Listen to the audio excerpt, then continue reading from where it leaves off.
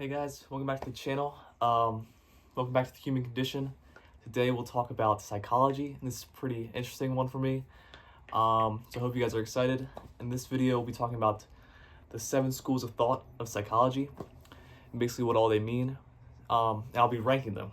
This is just personal opinion. You might be like, hey, that's not 100%, but these are just personal opinions on what I think the rankings of the 7 schools of psychology are. So, disclaimer, if I say anything that hurts your feelings, as all in all videos, I'm sorry, I take it back. But I hope you guys like this video. So the first school, number 1, would be physiological psychology. And this is basically the one that relates to kind of like biology that I was going to talk about a little bit, like the brain chemicals like dopamine, serotonin, oxytocin, and cortisol. A new one I learned yesterday called GABA. Had no idea existed. It's the one chemical that makes you chill. And basically, this is probably I rank this as number 1 out of the 7 schools of thought for psychology because it's all brain chemicals. And brain chemicals are probably one of the most important things out of all the schools of psychology because, like, without brain chemicals, you couldn't do, like, anything. You can't think, you can't create habits, you can't make a support group, you can't understand your past, you can't, all the factors of all the other schools, you can't do any of them without brain chemicals. It all comes down to that. So that's probably one of the most important things to think about when you think about psychology and you're like, why I think this way. It might be due to brain chemicals. I mean, not 100%, but a lot of times the reasons people are impulsive, irresponsible, sometimes do things they regret is because of too much dopamine, whereas like too much oxytocin would be like very lovey-dovey kind of stuff. So it's pretty cool to see how these chemicals can affect the way people think. But of course, it's not the number 1 reason why people do what they do, but or not the only reason why people do what they do. Probably the number 1 reason why people do what they do, but not the only reason. You also have, where I put number 2, cognitive. Cognitive is the way you think and what you think about. So for example, I rank this as number 2 because all the other ones behind it, you can probably manage everything else is just with a positive mindset and accept your brain chemicals. You can't be like, I'm gonna think away just the way the brain chemicals I have. You know, you can't just be like, I'm gonna think about having a lot of dopamine and then get a lot of dopamine. But with this one, it's pretty important because, this is how you form habits, number 1.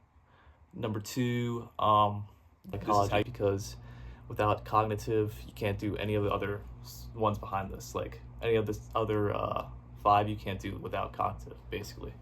So that's why it's probably one of the second most important things, because these all, in fact, psychology impacts your day-to-day life with your relationships, your family, even your job sometimes. So it's pretty cool to get to know more about it because it can really help you develop these types of things. Third would be behavioralism. These are our habits in our day-to-day life.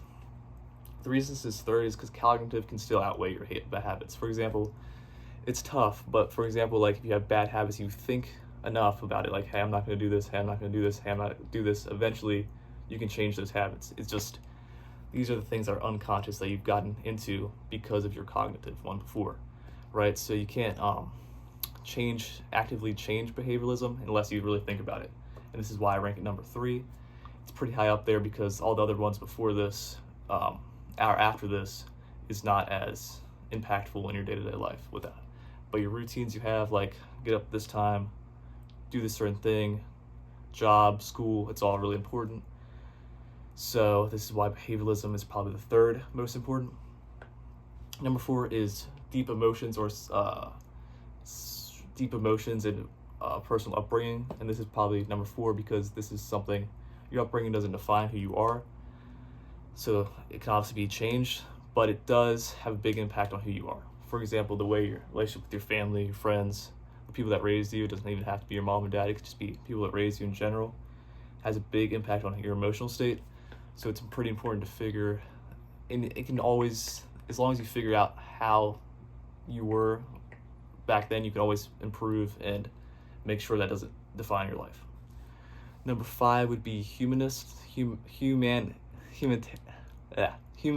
psychology, and basically that's goals. And I always call it like the group psychology, like your support group.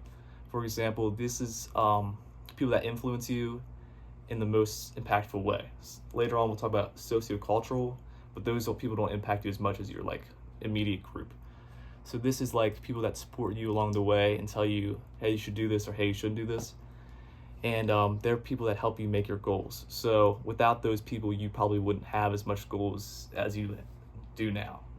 So that's pretty important.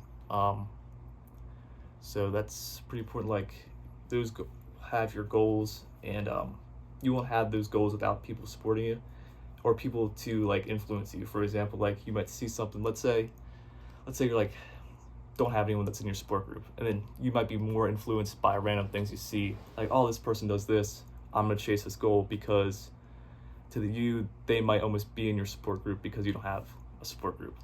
So they might be your support group in a way, but if you do, these are the people that tell you, hey, you should probably not do this, or hey, you should do this. So it's a pretty important thing.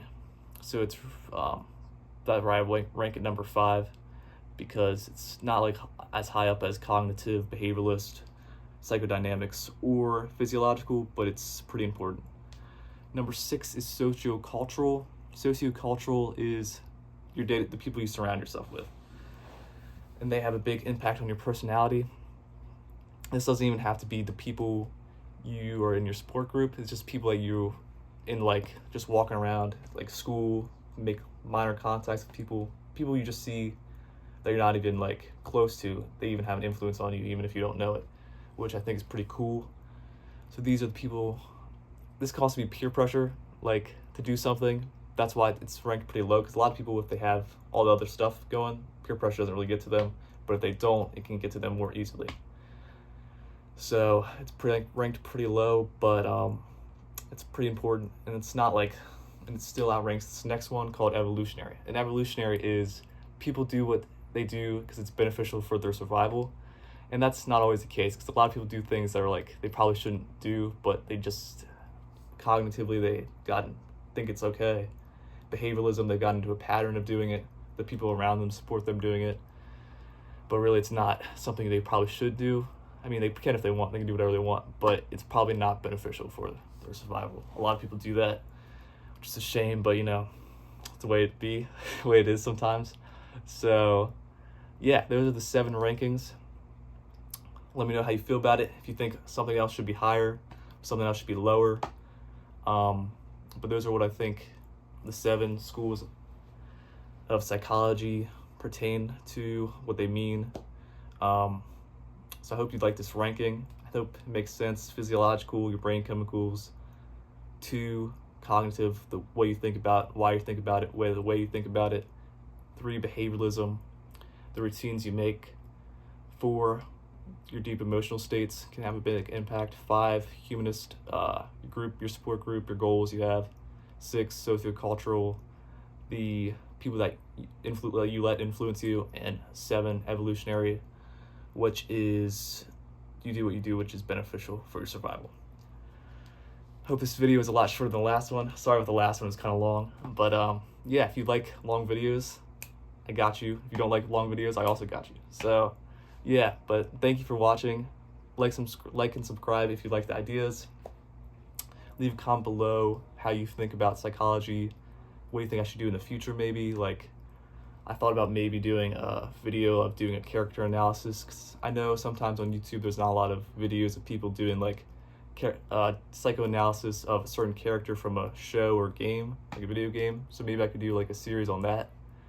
And really the sky's the limit, so just let me know what you want me to review, the human condition. And it can also be like just random stuff, because I'm willing to expand like into reaction videos, video games, all types of things. So I hope you guys enjoyed this video. I love you guys. Make sure to like and subscribe, and comment if you want to. See you in the next one.